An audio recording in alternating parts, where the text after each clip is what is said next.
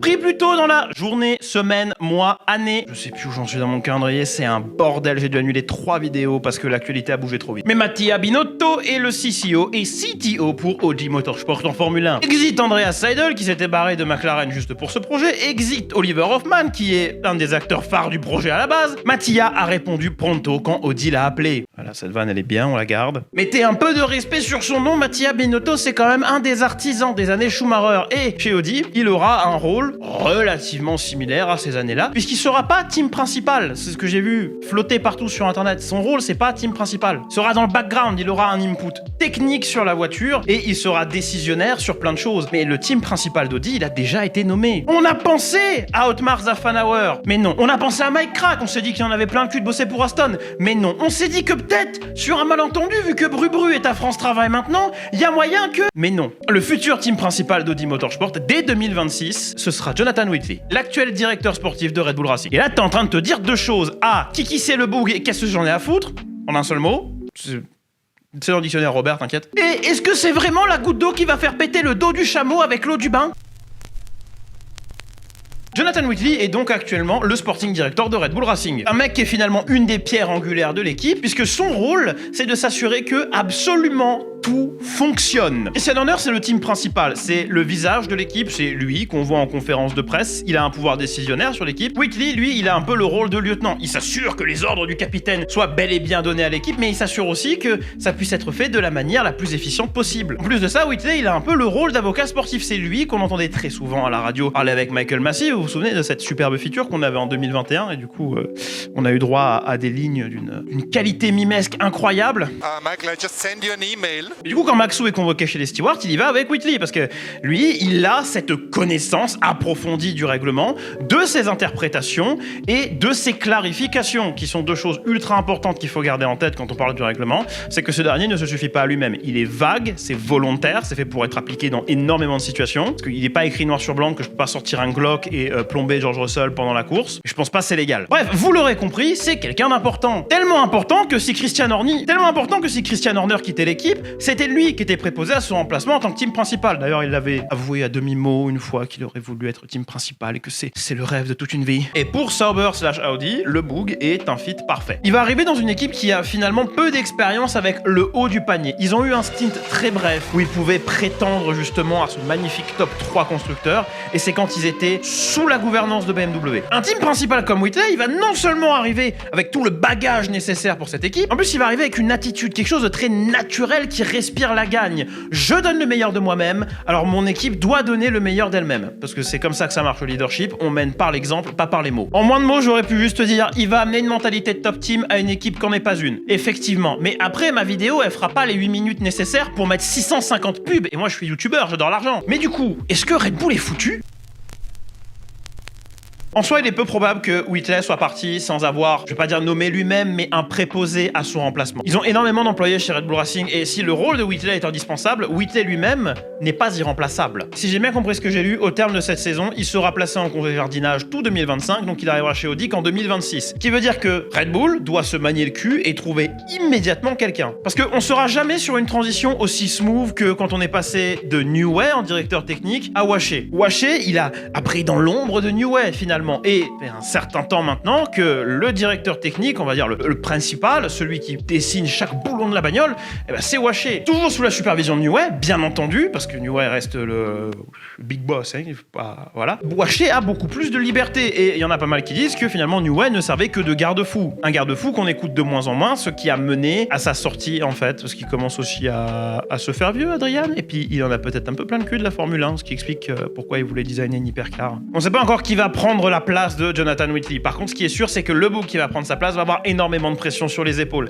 Parce que il pourra jamais, à moins d'un très très haut level d'OCD et qu'il soit neurospicy de ouf, il pourra jamais reproduire l'exacte routine que Whitley avait donnée à l'équipe. Et de toute façon, je pense pas que ce soit quelque chose qu'ils veulent faire. Et une nouvelle routine, même s'il aura sûrement toute la fin de cette saison et toute la pré-saison prochaine pour la tester, ça va forcément entraîner des erreurs, du cafouillage parce que l'humain est une créature d'habitude. Une des raisons pour lesquelles le downfall Ferrari, il est, j'ai pas envie de dire constant, mais à chaque fois qu'il y a un regain de forme, il se casse la gueule quasi immédiatement, c'est l'instabilité totale au niveau de son leadership. C'est pour ça qu'il faut laisser à Vasseur le temps de bosser. On aurait laissé à Arrivabene le temps de bosser, je suis certain qu'on serait arrivé à quelque chose de cohérent. Mais la Ferrari, c'est pour une bonne raison que tous les résultats paraissent en dents de scie, que ça monte, ça descend, ça régresse, ça progresse. Et les gens vont avoir les yeux rivés sur Red Bull Racing dès la saison prochaine. Rien que cette année, l'équipe, elle est scrutée de ouf. Des gens prétendent que le downfall est déjà arrivé parce que Red Bull ne gagne pas toutes les courses. C'est vraiment un truc que je vois souvent sur Twitter, c'est maintenant on est vraiment dans la culture de l'instant en Formule 1.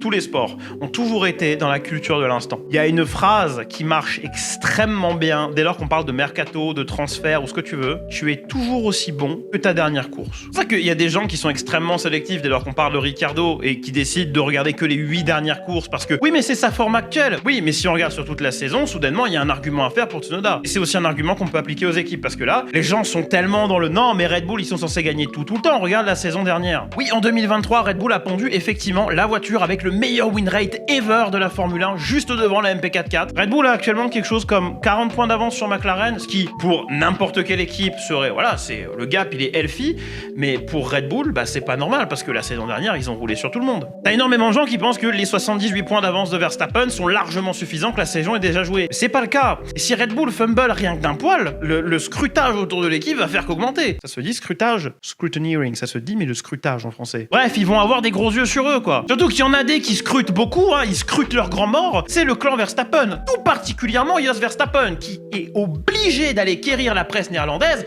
dès lors que Christian Horner lâche un P foireux. Même un P normal en fait. Parce que oui, on a compris, Jos veut que son rejeton bouge de là. Max il bougera pas pour 2025 en tout cas, peut-être après. Et pour pouvoir le faire sortir, il faut tout utiliser. Et comme on a perdu Whitley, et qu'on a perdu Newey, et qu'on a perdu plein de têtes pensantes de techniciens récemment, ça c'est des choses que le clan Verstappen va pouvoir retenir contre Red Bull. Alors imagine qu'en 2025, la nouvelle routine, que le nouveau directeur sportif ne soit pas aussi compétent que Whitley, ne soit pas aussi rapide dans sa mise en place. Imagine que ça fumble rien que d'un poil, chaque erreur sera notée, saisie informatiquement, imprimée, plastifiée, mise dans un classeur, et tu peux être certain que ce sera utilisé pour trigger une clause performance dans le contrat de Verstappen. Et aller chez Mercedes à la place de Russell, puisque c'est apparemment ce que Toto veut plus que tout au monde, il se touche la nuit en pensant à ça. Comme la Gazzetta dello Sport se touche en pensant que Newey, tous les 3 quarts d'heure, va rejoindre Maranello, et que le contrat est déjà signé, et que l'annonce arrive demain. Et au rythme où ça va, il a plus de chances de finir chez Aston Martin que chez Ferrari. Moment de vous indiquer que cette vidéo est tournée le 05/08/2024, et que donc, vu que la Clipida Clip Entreprise, une filiale de la Jaune Limited Corporation, est incapable de lire dans la marque café plus de 24 heures à l'avance, on sait pas si quelque chose s'est passé entre temps. Donc si ça a mal vieilli, ça a mal vieilli. Si ça a bien vieilli, tant mieux pour ma gueule. Tout ça pour dire que le futur Jonathan Whitley chez Red Bull, le futur directeur sportif, il va avoir du pain sur la planche, de la pression sur les épaules et beaucoup d'yeux et d'objectifs braqués sur lui. Et que qui sait, une accumulation de merde, encore plus de merde que juste l'équipe qui ne réagit pas comme en Hongrie, pourrait peut-être convaincre Verstappen de changer de navire. Et effectivement, il y a que 2 endroits où je le vois aller. Donc mon pronostic dans tout ça, c'est que Oscar Piastri est champion du monde en 2025 et que Max Verstappen finit chez Aston Martin avec Fernando Alonso, qu'Adrian Newey est à la technique et que Honda a bricolé un V6 turbo qui fait 4000 chevaux. Vous l'avez entendu ici en premier. Merci beaucoup d'avoir regardé cette vidéo jusqu'au bout. Vous deviez avoir quelque chose sur la signature de Binotto chez Audi à la base, mais comme une grosse portion de cette vidéo se basait sur le fait que Sainz allait peut-être signer chez Audi maintenant que Binotto était installé et se basait autour de la spéculation sur qui c'est qui allait prendre la place du team principal, effectivement j'allais pas la sortir parce que toutes les questions sont répondues. On est sur un chouette rythme là où on fait 2 vidéos par semaine, tangibles, bien cohérentes, que j'aime bien, l'écriture est fun et tout. On fait 3 streams semaine et ce sera comme ça jusqu'à la rentrée, donc rejoignez-nous sur Twitch. Actuellement on fait du Gran Turismo 7, on s'est fait notre propre petit championnat d'endurance. J'ai inclus le nom des gens du Discord, Discord dans le chat Twitch pour avoir le lien bien sûr. Mais j'ai inclus le nom des gens du Discord qui sont portés volontaires à la place des IA et ça se passe super bien. On se marre, on se tape le cul par terre. Comme c'est un truc qui a l'air de bien fonctionner et de vous plaire, c'est un truc qu'on va faire avec autre chose que le petit championnat d'endurance qu'on a prévu. Je vais faire un petit championnat de Super Formula, sûrement un championnat championnat off-road ou des trucs comme ça. J'en ai un peu ma claque de jouer à jeux de Formule 1 de l'année en cours. En soi, foncièrement, parce que le 2024 est une purge, il était ok jusqu'à ce qu'ils mettent le jeu à jour, quoi. Ce qui reste une énorme erreur, mais je pense que ce sera une vidéo à part entière, ça. Et ouais, vu que les gens confondent factualité et opinion, ce sera un bon rage bait pour tout le monde. Bref, du coup, sûrement plus de Formula 1 rétro. On avait commencé le 2015, mais là, on a un problème avec le PC, donc je suis obligé de faire des streams émulateur ou console. Voilà, donc on s'amuse bien, c'est pour ça qu'on joue notamment à Mario Power Tennis sur GBA, un jeu qui est bien, tout de suite un extrait. Il y a la team Rocket dans le jeu. Non, il y a la team Racket.